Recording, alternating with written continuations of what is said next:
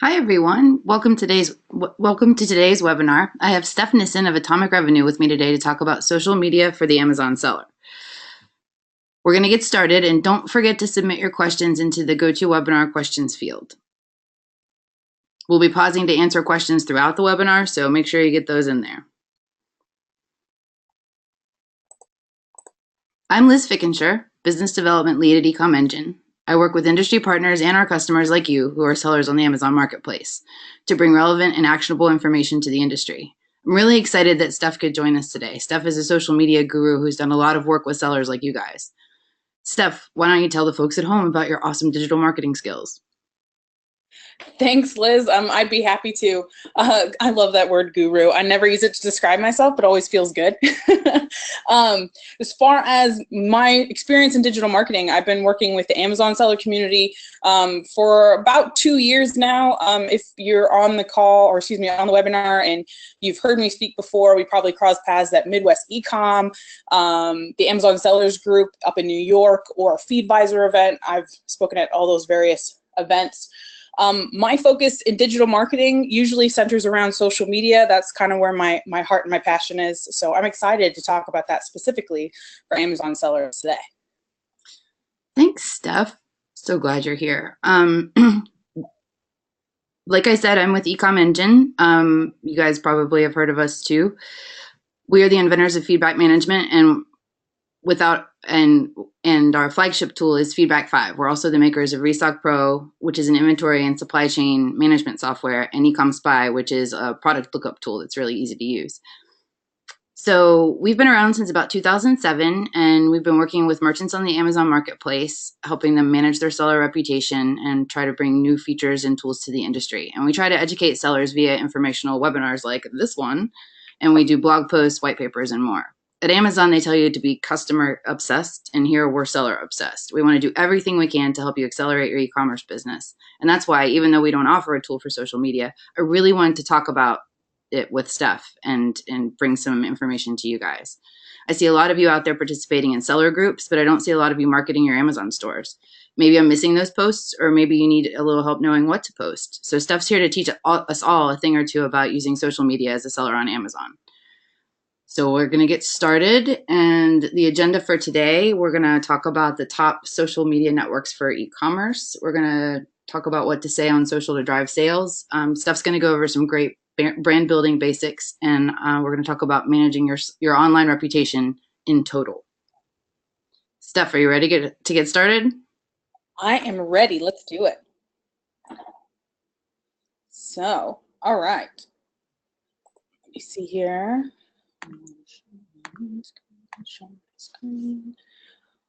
All right. So we just went through our agenda here.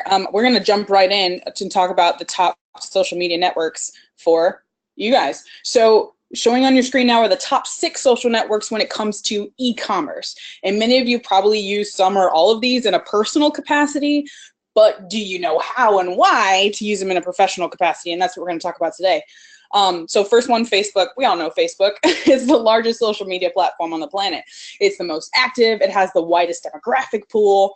And when you consider which social networks to focus on for business, consider who your audience is. Who's going to buy what you're selling? And if your focus is like the 40 and over crowd, Facebook's probably where you need to spend your time. We all think about social media as where all the teenagers are hanging out, but each of these networks grows older and the audience grows older with them. So if you're looking for the senior citizen range, you're not going to find them as active on any of these other networks as you would on Facebook. So when determining where you need to go, it always has to go to who's going to buy my product and where are they spending their time. So let's look at Twitter. For example, Twitter is a great platform more in the B2B space, or business to business versus business to consumer. It's a great place for dropping links, obviously for political discussions, for short and sweet posts. You can post on Facebook where a business might post, 1, 2, maybe 3 times a day max. Twitter, you can post 20 times a day and never be flagged for spam. So if you want to drop links to your products and hashtag to your heart's content, you could probably spend your time there on Twitter to do that. We talked a little bit about those teenagers. So Instagram, Snapchat, that's where you're going to find your Gen Z generation. Your millennial market, they spend their most time on those two apps. While they don't have the most money to spend, if you're relying on influencers to build your brand, if you want to create advocates, and if you really are selling things for that generation, you can't not appear on those platforms. We've come to a point in our society where a buyer, someone who's looking for products, they expect to find you on social media, especially that Gen Z and millennial era. They are looking for ways to brag about the things that they bought. They're looking for Instagram worthy products, things that they can share with their friends, because that's why we post on socials. We want everybody to know how happy we are and how good we're doing. And that's not even, it's even more prevalent, excuse me, in those two generations and on those two social networks. So Pinterest, if you're looking at Pinterest, is a huge e-commerce platform, which I feel is really underutilized by a lot of the Amazon sellers that I work with and have worked with in the past. Like, they don't even consider Pinterest, which just kind of breaks my heart a little bit. Pinterest is full of women planning weddings and people who are obsessed with fashion and travel and moms and home decorators. And literally there is content for everybody on Pinterest. And all Pinterest does is link out to other sites. So all it does is drive traffic. And one of the great things to consider about Pinterest is that traffic comes from Pinterest for months, if not years. I have content, and my clients have content that we put on Pinterest more than 2 years ago that still drives traffic and sales back to their site, because Pinterest operates like a search engine instead of like a social network where Facebook, I might see posts from a couple hours ago and maybe yesterday, but I'm not going to see stuff from years and years ago. I'm only going to see pretty relevant, now content.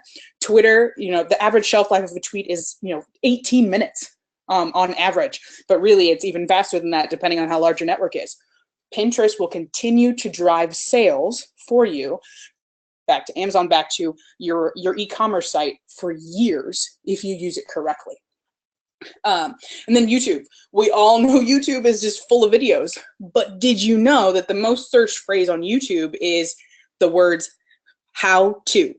Users on there are looking for answers. They're looking to learn, they're looking to troubleshoot, and you should use that to your advantage in an e-commerce space.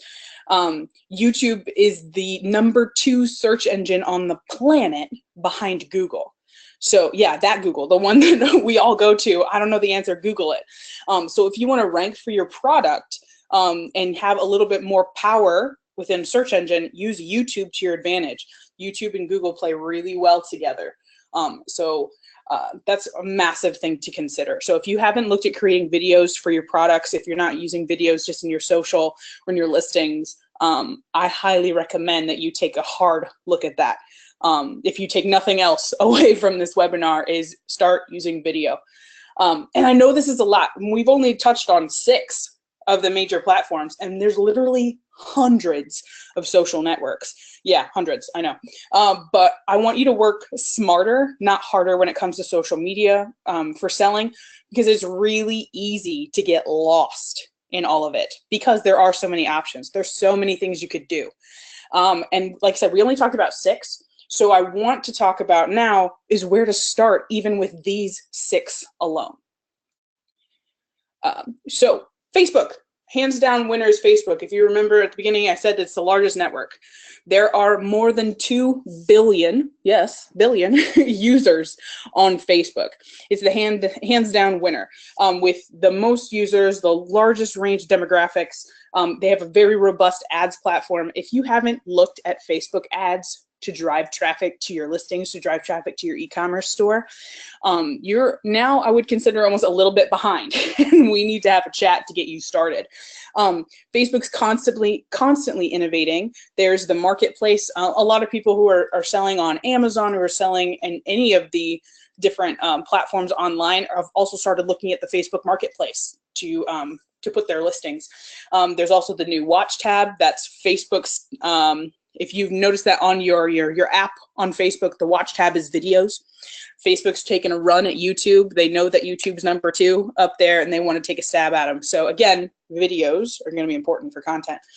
So it's really easy to see with all these things and the way that they're innovating that Facebook is dominating social networks for all industries, regardless what you're trying to sell. But something I really want to touch on is the importance of the Facebook ads platform. I want to go back to that. But when it comes to your own website, your website, where not just your Amazon listings, but your e-commerce store can be used in Facebook ads to retarget your past visitors. So remind people to finish their checkout. You know, those great pair of shoes that you found on Zappos that now follow you around the internet. You can do that with Facebook ads. You can provide discounts to your frequent customers. And while, you know, that remarketing and that retargeting ads that we see around, around Facebook or just around the internet period, as a user can be obnoxious. Like, I'm sure that we all kind of get frustrated that, man, I can't get away from these ads. But the hard truth of it is that they work. And as a marketer and as a business owner, you should be in love with retargeting ads. So I really want you to explore that on Facebook. Another kind of biggie to keep in mind with Facebook in their dominance in the marketplace is that two of the other big social platforms, Instagram and WhatsApp, which we didn't even talk about on the last slide, they're both owned by Facebook. And since they were purchased by Facebook, have grown exponentially. So if we're going to use Facebook, if we're going to run ads on Facebook, you can also just flip the switch and run the same ads on Instagram because Facebook owns it. They integrate beautifully. So you can run ads on multiple platforms at the same time and control everything from one account, which is really, really nice.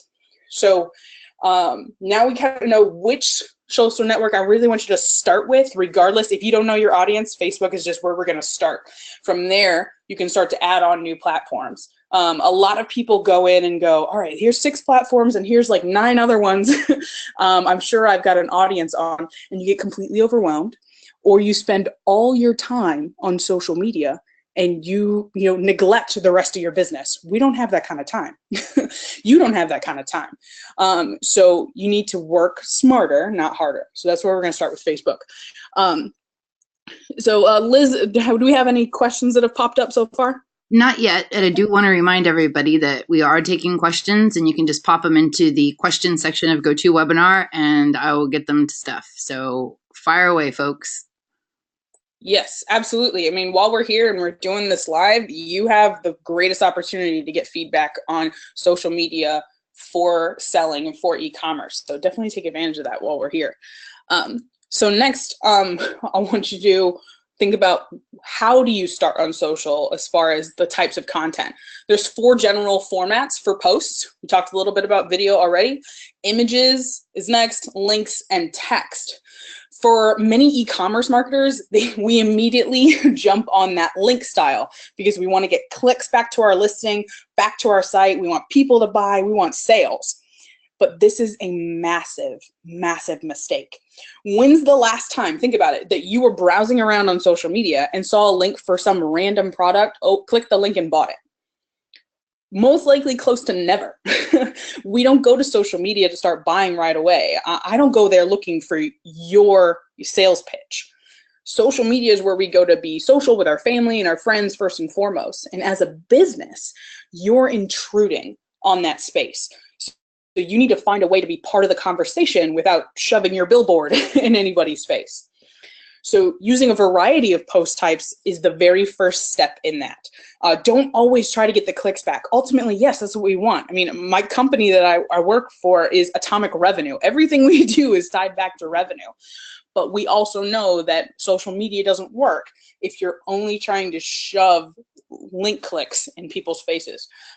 We're trying to build communities of advocates and raving fans, people that when they purchase your product, they love it, and now they're going to recommend it to their friends, that they're going to share, your content and your posts and get you in front of other people that don't even know you exist yet. We're trying to increase brand awareness so that when someone does need what you're offering, they'll think of you first. So in talking about post types, I do put a heavy focus on visual, so video and images. You don't have to be a graphic designer well-versed in Photoshop and Illustrator to create amazingly visual and appealing posts on social media. We want to be visual because we're a visual race. Just as humans, we process images 60,000 times faster than text. In addition to that, social networks like Facebook that are algorithm based, meaning that Facebook decides what posts are shown to users. It's not just based on who was the last person to post, that's the last thing you see. They give prioritization to images and, more importantly, videos, like we talked about previously. But like I said, you don't have to be a graphic designer to be able to do those. You don't even have to outsource it if you've got the time to do it.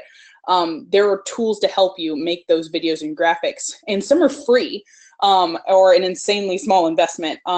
Things like Canva, which is CANVA.com.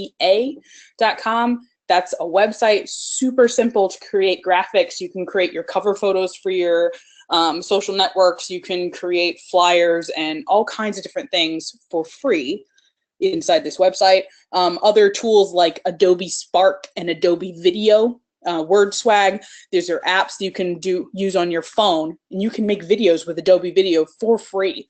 They've got music in there. You can drop slides in there. You can drop text. Makes it super easy to make, to tell a story about your product and post it on social media. And like I said, while YouTube is massive for that, Facebook's taking a run at YouTube with Facebook Watch. They're going to give priority to your visual posts, and video will win out every single time. So I don't want you to lose that. Liz, did you want to jump in and talk about what you guys are doing at eComEngine? Oh yeah, we like this little tool called Promo Republic that's sort of like a Canva meets Buffer, so you can schedule posts with it, but they not only can you create visual posts yourself, but they also come up with a bunch of templates and stuff that's event based, or it's it's National Donut Day or something like that, and you can just pop your logo in it. So that's really easy to use, and it's not very expensive. Nice. Yeah, that's one of the reasons I love Canva too, is that ability, that all the templates that are built in, so I don't have to be a designer, and I can just drop my logo on stuff and change some colors, and it's ready to go. Yeah. We do have some questions. Yes. Awesome. I love questions. So the first one is, I am a beginner and I sell home goods. I've always wanted to advertise on Pinterest. However, I do not know how to get started. What's the best way to start on Pinterest? So you've always wanted to get started on Pinterest. First thing, if you're just starting, you need to go set up an account on Pinterest if you haven't done that already. Fill out the profile as much as possible. Put in your URL, fill out the description, and start adding in content to your boards. So on Pinterest, boards are organized by topics. So if you're doing, you said your home goods, so you might do like a board that's about, dream kitchen, and this one's like, my ideal living room, and you start adding in pictures of your products, but mix in other people's content too. So you don't want it to come across, if somebody searches in here, that this is all just somebody trying to sell me their products. I want to see your products in conjunction with how this would work in my home. Obviously, everything in my home is not from one particular brand, but I want to see that it works cohesively and flows well with my style. So first set up the profile, get it filled in. And then Pinterest promoted pins are a great way to go. And Pinterest has a really great support system that you can walk through. Or if you want to have a chat, I'm giving away actually at the end of this free 30-minute chats. So if you want to set up a time with me, we can chat to your heart's content just about Pinterest for you. And I'll make sure I include your contact information stuff when I email everybody the recording of this webinar. We had another follow-up question about Pinterest, about posting products in a group or engage in an industry and open up groups related to the industry, or do you just need to set up your boards and tag them appropriately?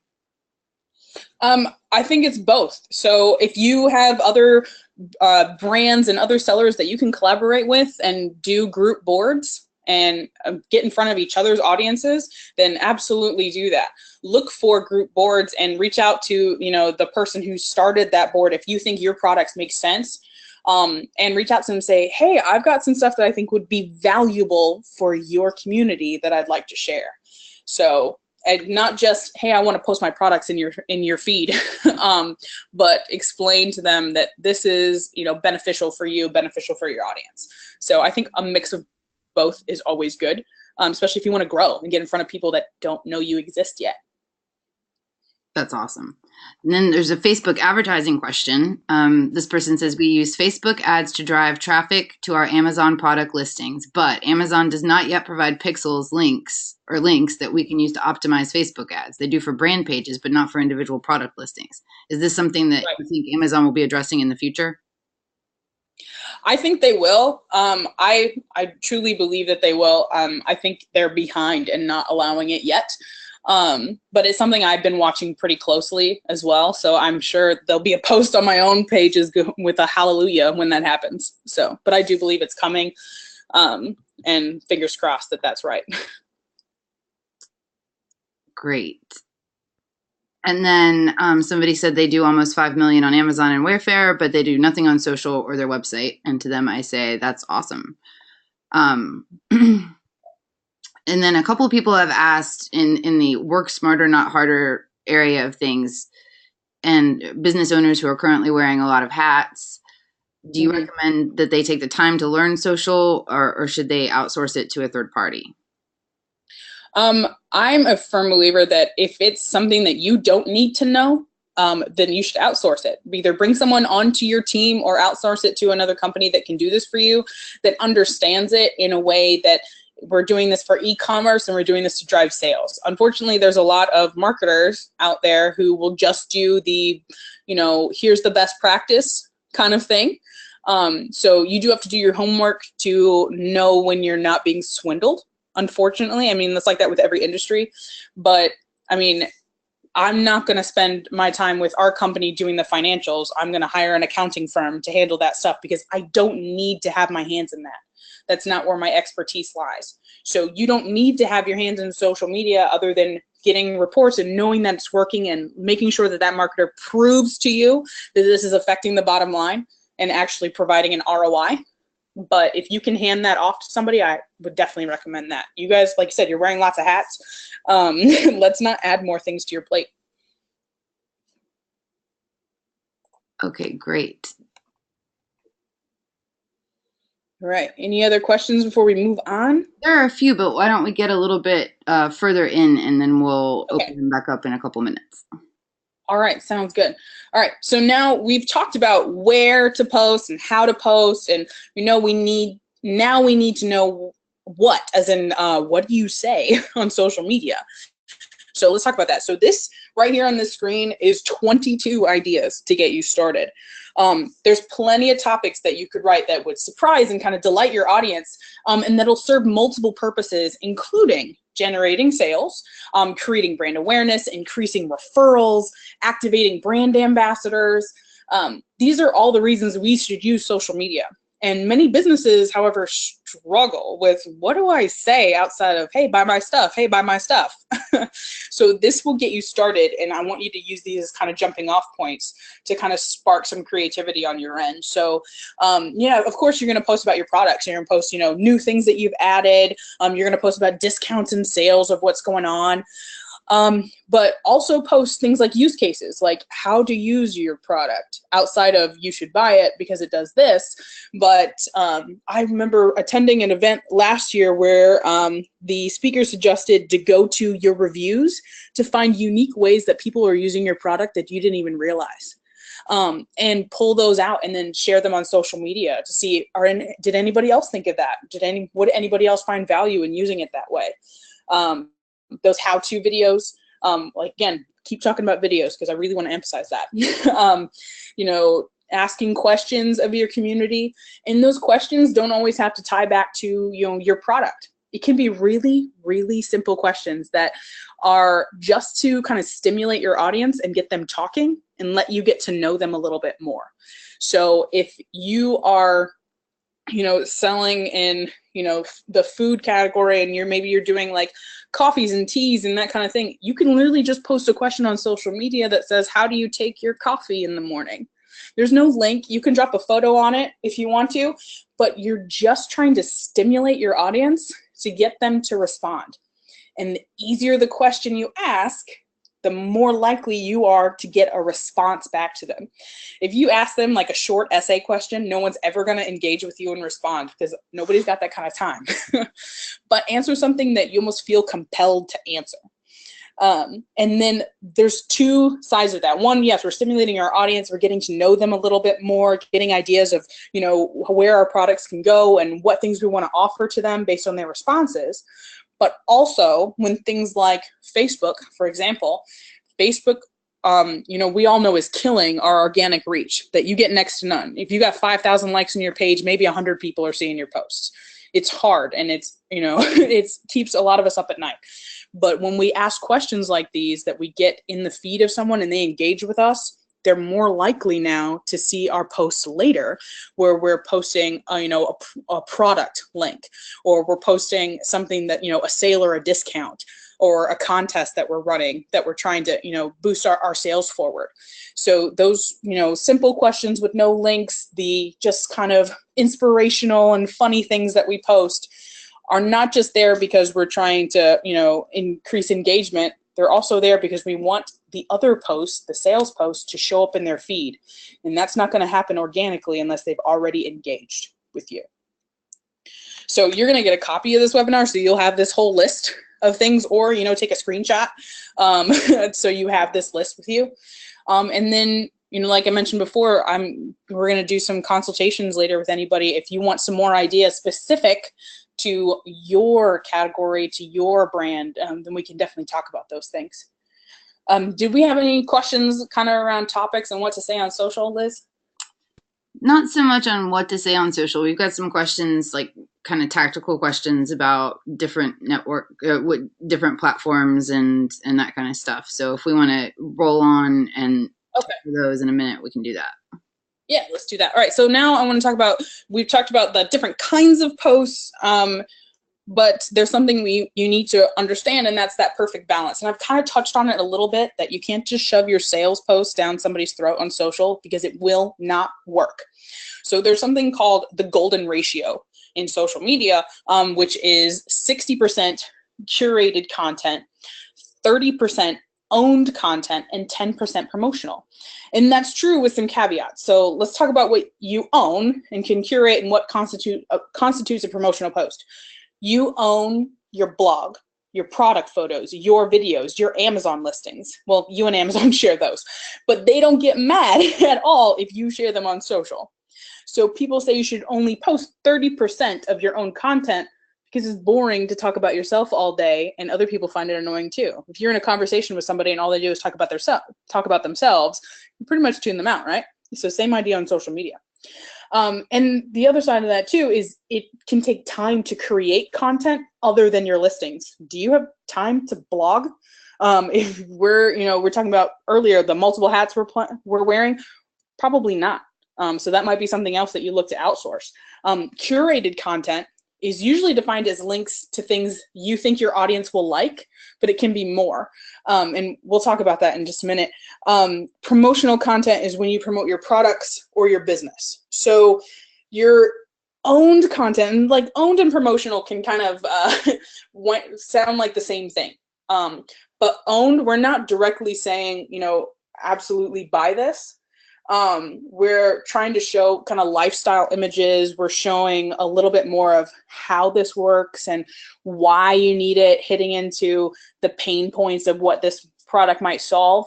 And then promotional is, hey, we're running a special, or Black Friday deal, or hey, it's Mother's Day, don't forget this, you know, for your mom. And then that curated content, that's going to come in when you're sharing, you know, the current event stuff that might tie into what your customers might actually be interested in. So if, and I actually want to touch on that a little bit more. I was working with an Amazon seller who did supplements, and they had a massive online social media presence, almost 1 million followers and likes on Facebook, you know, tens of thousands on Twitter. They had massive presence. But they could not tie one single thing on social media back to a sale because they were using all curated content, which 101, like you should actually post your own links. But they were posting things that did not make sense to their audience. So while they had a massive amount of likes and followers that they probably paid for, none of them were engaging with their content. Like I said, they were a supplements company. If they were posting things like, here's what Kim Kardashian was wearing last week at this award show, and here's what's going on politically, that has nothing to do with your audience. So if I'm, let's say, supplements, my curated content that I might share is something about health and wellness, maybe workout routines. I might be sharing, cross-promoting maybe with another company that I'm friendly with, that they can share my supplements and I can share their workout gear. That's what I'm looking for in that curated space. So again, I'm not always talking about myself, but I'm providing value to the community. Liz, let's go ahead and take some other social media questions before we get into brand building. Okay, I think that's a good idea. So someone said, I don't want to advertise my seller account under my personal name. What should I do? If you don't want to advertise it under your personal account, you should be building a Facebook business page. So I do want to say this. A lot of people I've seen on Amazon sellers are using their personal account to share, products and things. You're actually violating Facebook's terms of service when you use your personal account to promote things for your business. So the likelihood that someone's going to report you and that you're going to get flagged and get in trouble for it is pretty slim to none, because Facebook of course has bigger fish to fry. But let's not set you up for failure. Set up a business account, and if you are and set up that business account, and if it's a matter of I don't get as much reach, of course, on that business page on Facebook or on my business listing on Instagram, that kind of thing, and I want to use who I've connected with on your personal account, then you share to that. And then you can kind of disconnect yourself as that this doesn't have to be that this is yours. You might share it as, oh, this product looks cool, versus buy my product. Super. A couple of people asked about that tool that I mentioned. It's called Promo Republic, and I'll include that in the email that you guys will get after the webinar. That also will have the recording and all the good information about stuff, but it's a cool little tool. And I think they've got a free trial. So Steph, someone says, currently I only have an Amazon store. Am I able to take advantage of these social media platforms, or should I work on my own website first? And we actually have a couple people who have asked that question. So they, in addition to, should I work on my own website before I utilize social media? Other than Amazon sponsored ads, what can I do to increase FBA Amazon sales? So how can I use these social media tools if I don't have a website and I still want to get my information out there? Right. So if you want to use social media and you don't have a website, I'm a firm believer that you should own your own retail space online. So my suggestion would be you need to go and build a website so you can build a brand. If you're here, like you're here to talk about social media, you most likely, and I hope most of you, not all of you, have a brand that you're trying to build. So if that's the case, you need to go and sign up for a business account on Facebook, Instagram, Twitter, Pinterest, and claim them, even if you don't have a site built yet. So to whatever your brand name is, so you have them in place when you're ready to go. But I would prioritize building your own site first. There's a lot more opportunity to get sales and build that brand through your own personal real estate online versus, borrowed space on Amazon. Amazon is going to continue to function and it's not going anywhere. But you'll also always get a bigger piece of the pie, right? When it's coming to your site and you're processing it versus when Amazon takes their piece of what you're doing. So Amazon will always rank amazingly and you're always going to get sales from there. But again, I'm a firm believer that you need to have your own space online. So I would start with a website and then add social later. But if they're totally not going to do a website, they're technically allowed to just add an Amazon listing on Facebook, but it's probably not going to do a whole. Right. It's going to be, honestly, if you're not going to build a brand, then I see social media as more of a waste of time for you. That's not going to be like the the magic pill that you're looking for. So, I mean, you can drop your listings, you can, participate in groups personally, but to run ads on Facebook, if you're going to run ads back to your Amazon listing, you have to have a business account to tie it to. So you still have to set up a business page to be able to run those ads. Great. This person says, I work at a company that does wholesale products and they have Facebook pages for certain brands, but we don't get many new products. How do you keep a Facebook page active when you don't have new products rolling in all the time? So kind of going back to that last slide of all the different things you can say. So you may not have new products, but you have different times a year and maybe different ways that product is used at different times of the year. You have holidays that come up and that you might push on how this, ties into this holiday. You might, you're going to still promote, sales and discounts or anything that you're running in that department. You might run contests. We were talking about earlier that, Promo Republic and Canva both tell you it's National Donut Day or whatever it is. You can use those things to your advantage. Remember that social, again, is social and not just sales. So you're not always just going to post about your products. You got to find other things to say. That's great. Thanks, Steph. Somebody has asked the age-old, what do you say to old Google SEO marketing? Why didn't you talk about Google marketing? It's not. Can you repeat that question for me? What do you say to old Google SEO marketing? So I guess the implied question here is social media marketing going to be more effective for an Amazon seller than trying to do Google SEO? I think that they're two different veins altogether. So social plays into SEO. When your products and your website is shared on social media, it definitely has an effect on SEO. So we could do a whole webinar just talking about SEO. It's another tool in your tool belt for marketing, and increasing your sales. But I still think that SEO is important. If you're going to run your own business and run your own website, your site has to be optimized. You have to be adding new content. You have to make sure that tags are in place, your header tags and your meta descriptions and your focus keywords, and that you're creating backlinks. That's a whole nother job in and of itself, separate from social media. As far as one being more important than the other, if you are not going to build your own site and build your own brand, then neither one is going to be somewhere you're going to spend any time. But if you're going to build your own brand, you're going to need both. Awesome. This is an Instagram question. How do you vary formats on Instagram since you can only post visuals? So how can you mix it up, and how can you promote yourself just in a purely visual space? Right. So, I mean, if you're on Instagram or that network, I expect that your product is very visual.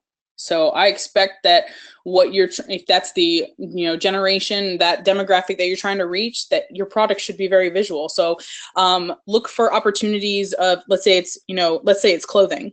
User generated content would be huge there.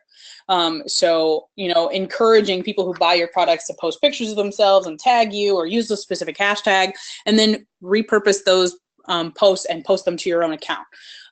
Do videos, do images. You can do using things like Promo Republic or using Canva. It doesn't have to be even a picture of your product. It can be, a quote or a lifestyle thing that ties into how someone feels about your product. It could be a product review that you drop on top of a graphic that you just want to highlight, like all the amazing things people are saying about your product. Instagram is a visual platform, so you're not going to vary the types of posts on this platform. It's videos and images. So that's what is expected, and that's how that platform operates. So you're not going to do, text posts other than putting a text on a graphic. Super. Somebody asked, if we're not focusing on making sales directly from social media platforms, how can we evaluate whether or not our ads on social are working? And I think you touched on that before when you talked about your Amazon seller that was posting, but they weren't actually seeing any sales come from the post. Do you want to? Yeah. So we're looking at how to determine that our ads are working other than conversions. Yeah. Okay, so I would look at, of course, we're looking at the clicks through. I'm looking for relevance scores on Facebook. They provide relevance scores to tell you if your ad is even relevant to the audience you're trying to put it in front of. I would grade it there. I'd be looking at the cost per click. I keep dropping it if I can. I'm looking at, possibly engagement on that post. Like some ads do really well with engagement. You get lots of likes and comments. You get people tagging their friends to like, hey, check this out. If you're not tracking just the sales period, I'd be looking for that, stimulating those brand ambassadors and advocates of your brand, because that's the most powerful thing on social media, other than, of course, the sale, is when other people want to show their friends what you are. The power of the young influencer, right? Amen. My friend has asked, what is the best network and best approach for higher dollar B2B sales? Higher dollar B2B sales, LinkedIn. Nice. Hands down, LinkedIn. All right, so let's head on to our next piece here and talk about brand building. Sounds good. All right. So let's talk about building a brand. It's really easy to kind of get lost in the crowd as a seller on the Amazon marketplace. And just because most of your sales come from Amazon doesn't mean you can ignore any other channel. And we've kind of talked about this a little bit with some of our questions. You need to have an external presence on the web too. And I'm going to assume, like I said before, that all of you know that since you're here on this webinar learning about an external presence on social media. There's a couple big things to remember when using social media to build your brand. And the very first one is to be consistent. Be consistent in your image. So your logo and your colors and your fonts, that the visual brand should be consistent across the board. In your message, how do you talk to people? Are you a Wendy's where you can have lots of sass in the way that you talk to people? Or are you more professional B2B and you need to keep a more corporate style speak? Whatever that is, you need to keep it consistent from platform to platform. And then in your presence, you have to be consistent. If you're going to do it, then do it. Show up. It's okay if in the beginning, like when you're just getting started, that if you can only commit to posting 3 times a week, then that's okay. You start there, you get more comfortable, and then you increase it over time. But if you decide after watching this webinar, tomorrow I'm going to start posting 15 times a day on Facebook, 1, you're going to annoy everybody on the planet, but 2, you're going to get burned out insanely fast. So start consistently and start realistically as well. Number 2 is fill out your profiles completely. This seems like really, really simple and kind of a no-brainer, but don't waste any of the space that any of these social networks give you. If they give you a space to write a description, write it. If they allow you to use hashtags on their platform, then use them. If they have a spot for you to drop other links to other profiles like Facebook does, then put them in there. The more you fill it out, the more impact it has. And then number 3 for brand building is to claim your profiles on all your networks before somebody else does. So, actually, I can use myself as an example of this. When I started in this world of digital marketing, I had a Twitter account that I'm not even going to tell you what the username was because it was just terrible. I created it when I was 18 years old. So when I decided now that I'm going to use this for business, I waited a while. I still kept this silly username. And then when I actually went back now to change it to my name, it wasn't available. And every variation of my name, Steph Nissen, was not available. So now if you find me on Twitter or Instagram, it's at Steph Nissen, and then I have an underscore at the end. Because again, every variation of my name was taken by other people who had been more intelligent in the way that they set up their profiles. There's 2 billion users on Facebook, and the rest of them are approaching, a billion, hundreds of millions of users. So usernames are going to run out in every variation thereof. So even if you're not ready to start posting on Instagram tomorrow or on Pinterest tomorrow, I still recommend you going out to those profiles and claiming them, set them up with the correct username that you want to be known for before somebody else takes it. And then once you build that presence on social, you can start funneling people from your Amazon Marketplace profile to your website and vice versa. And the steps are to add value with user guides or manuals and foster trust by offering great customer service, of course, promoting your brand on social, and protecting your brand with responses on social and with your seller feedback and product reviews. So Liz, I know you have a resource for everybody on this, right? Oh yeah, Matt Ellis wrote a great post for us about building your brand. He says that your brand is as important as the products you sell. So I'll send a link to that out with the recording that will go out to everybody who registered for this webinar. Awesome, cool.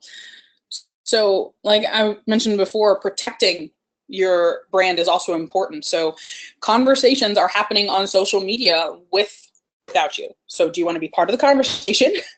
And if you want to be part of what's being said online about you, about your products, your competitors, or anyone else, you have to actually be present. And if you're not present, you don't have a presence that you can control. And to really kind of show you what I mean by conversations happening online, I want you to look at this next slide. So pull it up and take a look. This is what happens in an internet minute as of this year. So this is massive. And I just want to highlight a few of these. There's 1.8 million snaps created every single minute. There's 900,000 logins to Facebook every single minute. 4.1 million videos are viewed on YouTube. There's 46,000 photos uploaded on Instagram. There's 15,000 GIFs sent, or GIFs, however you like to say it, sent on Facebook Messenger. So the conversations are happening with or without you. And I'm not saying this to overwhelm you. I just want you to really understand the importance of being present online in more than just a sales capacity. What happens on social media and what happens with your reputation is critical. And there are some tools, though, to help you manage all this. So it's not that you need to keep 15 tabs open all the time to see what's happening. There are, and on the next slide, I'm going to show you, these are a couple of my preferred social media management tools and other assets, that I love, I use all the time. So managing your social reputation and mentions of your brand, super important. And the tools I use to do that, I use Sprout Social constantly, every single day. I use Sprout Social. Other options for that kind of in that same vein are Hootsuite and Agora Pulse. They all have varying price points. Like if you're looking for the cheapest version, Hootsuite is probably where you want to go.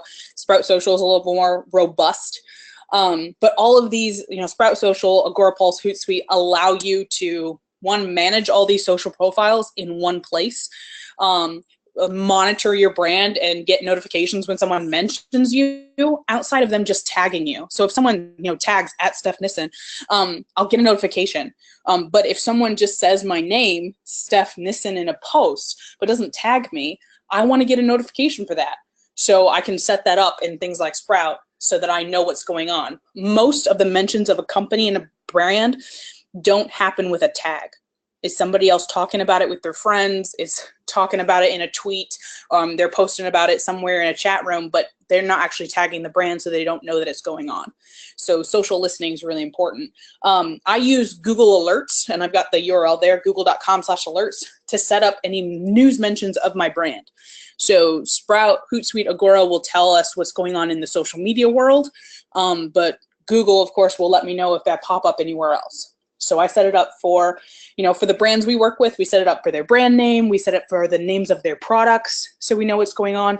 We set it up for their competitors, to know what's going on in their world as well. Is there, something that we can hop on and use to our advantage? The other thing I included on this screen is ManyChat. Messenger bots is, it's not something that's kind of tied into what we're talking about today, but it is really important, and I kind of want to touch on it. Messenger bots are not just a fad of online marketing. They're here to stay, and they're growing exponentially. Many companies and entrepreneurs that I talk to are totally lost by bot technology, but ManyChat is the answer for that. You don't need to know any coding, but you can build your own messenger bot to answer questions that come into your messenger, your DM inbox. For Facebook Messenger. You can take users through a sales process. You can send them automated marketing messages. You can let them know about sales and discounts when they pop up. And the open rate for messages in Facebook Messenger is exponentially high right now. I think the last time I saw that, like, the average open rate was like over 80%. So people aren't seeing your posts on social media, but if you can get them to opt into messages, you can have a messenger bot like ManyChat send them notifications and make sure that they actually see it. So, I mean, we could have a whole webinar dedicated to messenger bots. We don't have that kind of time. But I did want to put that little thought in your head for you to write it down and check it out when you have some time and see if this is something that would help you automate some of your processes. Managing your online reputation, whether it's social media or reviews, is insanely important. And I know that Liz actually has some support for you on the reviews angle. Liz? All right. Thank you, Steph. We do have some questions that are in the hopper, but we're going to get those in just a second, and we've got some special offers for you. So it is really important to manage your reputation actually on Amazon as well. So you've got social to think about, you've got all the different places in the corners of the internet where people can be talking about you, but the people who are talking about you on Amazon, that's really, really important to your seller health. Your feedbacks and product reviews are a reflection of you as a seller on the Amazon marketplace. And I talk to a lot of sellers that are often surprised to learn that Amazon actually encourages sellers to send up, this is a quote from Amazon, send a polite request for feedback to the customer after the shipment has been received, end quote. So you heard that correctly. Amazon views the process of requesting seller feedback as a vital part of the buyer-seller communication experience. And this shouldn't come as a surprise. Much of Amazon's success is a result of the 5-star rating system. The more honest ratings you have, the better. Of course, you have to stay within Amazon's terms of service, which we can definitely send you links to those in the email that we're going to send you. The cool thing about Feedback 5 is that you can solicit feedback and product reviews, but you can also receive alerts on negative feedbacks and product reviews so that you can do the most important part of your job, which is to provide excellent customer service.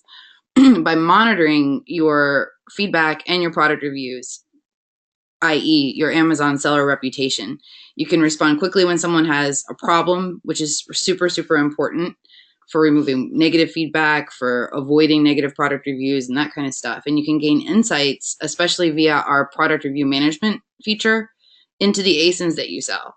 And that's awesome because not only are you managing your reputation in one place, but you're also being smart about how you view your products, how you choose your products. And you can monitor ASINs that you're thinking about selling as well. So you can see what the reviews are like. If you see a bunch of bad reviews, then you're going to not go for that one, right? And you can even look at ASINs that your competitors are selling so that you can see what those reviews are like. So the PRM tool is really, really awesome. And I'll send some information about that also in the email that we'll be sending you guys. But Feedback 5 is a really, really great, easy to use tool that helps you manage your seller reputation. And that is my spiel on that. If we want to go look at our special offers, if you just use the coupon code SOCIAL on any of our tools, you can get an extended free trial, 30 days for Feedback 5, 30 days for Restock Pro, 150 free credits for eCom Spy. And Steph, you have a cool, really, really awesome offer. Yeah, so what I am giving away for anybody on this webinar is go to my Calendly, which the link is there, and I know that I'll put it in the Liz email. sent it out too.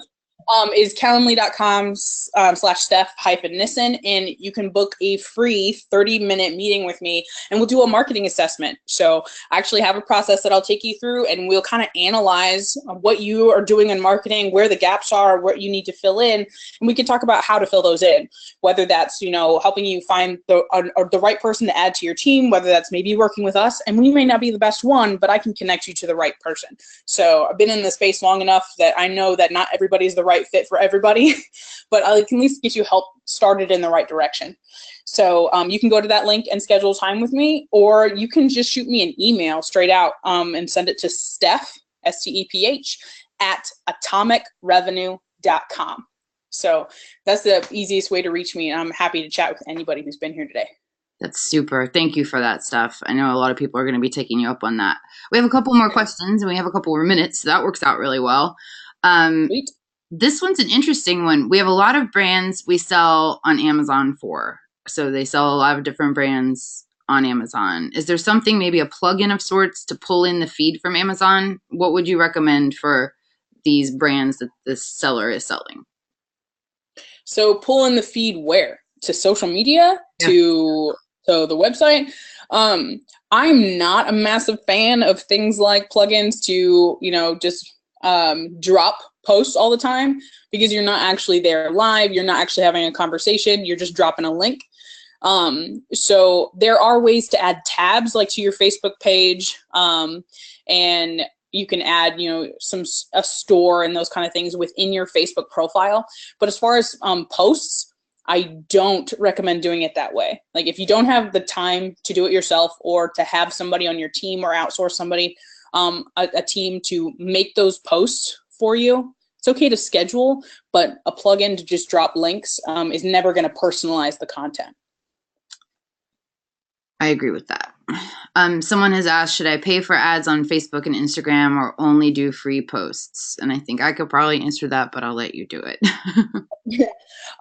If you're going to be on Facebook, it's definitely move to a pay-to-play kind of platform. You're using it for business. It's an investment in your business. And you'll be able to track and make sure that you're actually getting your money back and earning money in that regard. So I always recommend that if we're going to do Facebook for somebody, you need to have an ads budget. So that we can actually make some impact here. Organic is always great, and we optimize and try to do as much as we can. But even in the last month, organic reach has dropped again on Facebook, and they're testing out a brand new feed on Facebook where all business posts won't even show in the main feed. A user will have to go to a separate feed altogether to see posts from business pages. So ads have never been more important. And someone has asked, what is a good ad budget? So an ad budget, you can start anywhere. So like if you are brand new and you're just, kind of side hustling Amazon and you've got $100, all right, then use $100. If you are larger brand and you can put in several thousand, then do so. You can track exactly, you are able to see all the stats inside there, and you'll know what's working, what's not. So as far as, there's no magic number budget, it's what can you dedicate to it, and who can you dedicate to that to make sure that you're getting your return on investment. You're actually generating sales and revenue. Awesome. There's a follow-up question to the LinkedIn answer. If you can just go a little more in depth on that, what tactics are best, how much paid content, that kind of stuff, just real quickly. Yeah, so when it comes to, like, this is that B2B person who's doing more high end. I personally, like, the ads we run for clients on LinkedIn are, they're expensive to run on LinkedIn. They're much more expensive than, Facebook ads. So we actually take a more organic approach to using LinkedIn. So you should have, a business page, but actually more of your work is going to come from using your personal profile on LinkedIn, where you can't do that on Facebook against terms of service. LinkedIn, you can. LinkedIn is a business and professional network. So you need to set up a system of, pay for the premium version so you can do searches and find the right people to get connected to, and then set up a system of sending them a connection request, and then what does that first message look like? If it's high end B2B, then you most likely are going to have, there's more time built into your sales cycle than any like B2C product would be. So I would build in some time to like have conversations, set up calls, whatever it is you need to do, get them to talk about themselves. What are their pain points? What are they searching for out in the world? So that you know how to sell to that person. So that to that person who asking questions about LinkedIn, I would recommend you set up a time for us to chat in that free 30-minute call, and we can go more in depth specifically to what you are trying to sell. Awesome. Thanks, Steph. This is a cool one. If I'm using Instagram influencers or YouTube vloggers, what should I look for? And should I spend more money for someone who has a larger reach? I wouldn't, excuse me, when you're looking at influencers, don't just look at the number of followers they have or the reach that they have.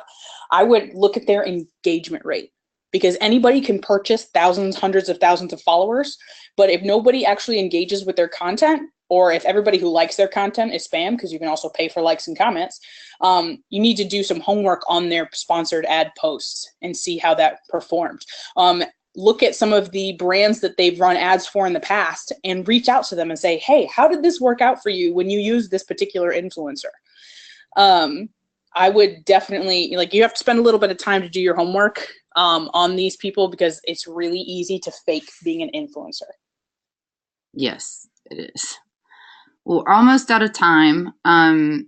There are some questions about using dynamic product ads to tie in Amazon listings, or retargeting or remarketing your Amazon listing back to Facebook. Is that something that you could cover in a half-hour session with somebody?